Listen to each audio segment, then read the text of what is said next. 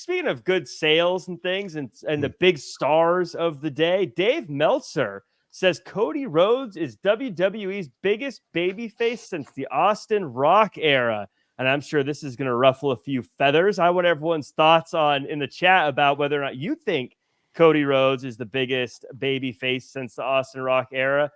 Justin, now I saw him tweet this out, and he was saying if you compare 1 year to 1 year and look at things that way.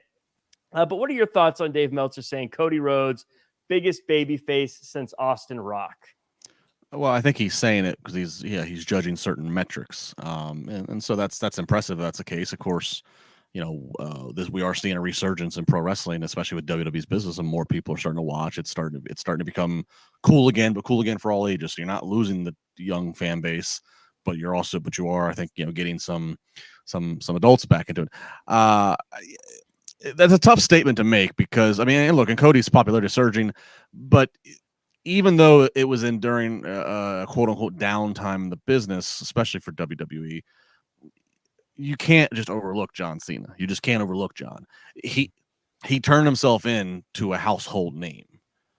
I mean, like, put it in perspective, I have a 9-year-old and she will say John Cena or scream John Cena, and the kids at school will say it, or the kids online will say it, or whatever. And even though she probably necessarily couldn't even always pick John Cena out of a lineup, she knows that name is something cool or means something. Now, she did for the first time, and she does not really watch wrestling with me. This is not being fed by me. She did actually for the first time say something. She said the name Cody Rhodes. Again, speaking to Cody is starting to get himself into that conversation of where even if kids aren't watching, they know that that's somebody important because their friend watches or the friend's older brother watches or whatever. So, look, Cody's absolutely, arguably the hottest name in pro wrestling today, but it's a blurry statement to say that he's the biggest babyface since Austin Rock and just to completely skip over John Cena. It depends on what conversation you want to have. If anything, you can argue the fact that John Cena has become the biggest star that as big of a star as he was during a time when viewership declined so much in pro wrestling, but he was still able to bring eyes on the product, get himself into Hollywood, be relevant, and keep that crossover going. So,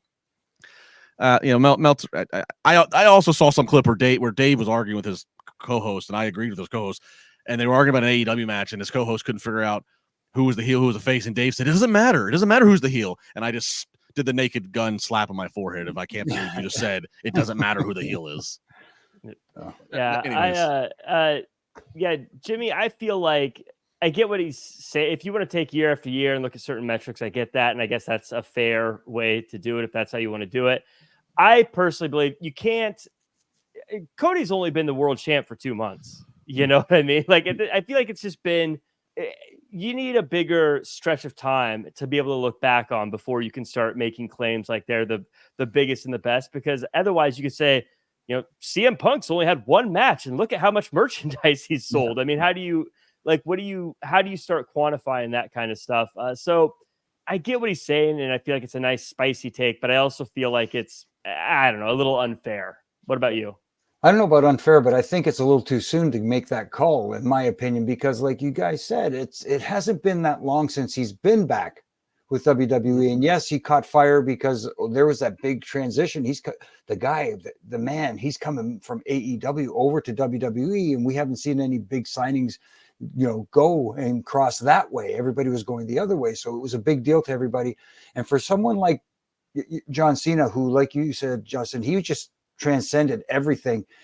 Here's a guy who did more Make-A-Wishes than, or still does too, than anybody on the planet. Nobody has done more Make-A-Wish appearances or, stuff. The guy's just incredible. And how long did he do it for? How many years was he on top? How many years was he a babyface? Even when they were doing the dueling chants, "Let's go Cena, Cena sucks" stuff, he was still hugely over as a babyface, no matter what. And when the music hit, they cheered. And then they almost felt like they were programmed to do the dueling chants, that sort of thing. But that's kind of off topic. But as far as Cody goes, again, he's hugely over. And it's tough to do in a day and age today where you get a white meat babyface like Cody Rhodes, dressed nicely and that sort of, in wearing the suit and all that sort of stuff, to be universally loved the way he is. He resonates with children. And that's the big thing. And I know people say, well, the PG era, that's what they were trying to do. This isn't the PG era, but at the same time, the older crowd is looking for something edgier in their baby faces. They want something more Austin-esque or Rock-esque in their baby faces. Cody's not that. He's the abnormality in 2024 that actually works in this day and age, where you got that guy that is universally loved by children and teenagers and young adults, and everybody's on board. Not absolutely everybody, you know, they're going to be the haters out there, of course, like everybody, but it's not enough time to make that call yet, I think. Is he on his way there? If that momentum keeps going, sure, then you have a better argument. But right now, I don't think the argument holds water. I want to mention the Make-A-Wish thing, because I think it's so incredible. I just Googled it while we were talking about it. Google is saying he's done 650 Make-A-Wishes. And so I decided to do another quick Google. If we assume that he's been wrestling since the year 2000, which I think is being pretty generous considering he wasn't a big star. He wasn't doing Make-A-Wishes in 2000. But if you did 24 years, 650, that means he's doing over 2 Make-A-Wishes a month for the past 24 years. That's like every 2 weeks for 24 years doing a Make-A-Wish. That's crazy how many he's done. Crazy. And it's just, it's yeah, I don't know. That's just awesome. I don't know. I feel like you got to give flowers to a guy for doing that many. It's awesome. Definitely. Justin, the last thing I want to say is with Cena, everyone wanted to see him turn heel. Do you think Cody should do that at some point?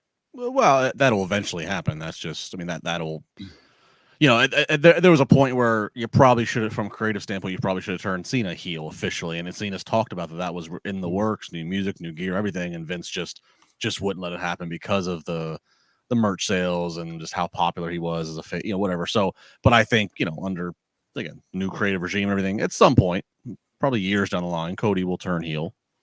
Maybe he's aligned with Paul Heyman. I don't know. But yeah, it'll happen eventually because you're going to get everything you can get creatively out of him as a babyface. And then it's going to be time to change it up. And you're going to feel like maybe you have the next babyface in line to help make. So it'll eventually happen. I think even before that, though, while Cody is still a babyface, I think he's joked and even alluded to it that he wants to get a match with Cena. But I think he versus Cena, I could see that being a sexy Saudi Arabia marquee match that they throw out one of those shows and can kind of like bill it as like a little bit like a passing the torch, a little face versus face. You won't have a conflicted crowd. That Saudi crowd will they'll just play along. But I think as long I know John, I think that's something we'll get before Cena.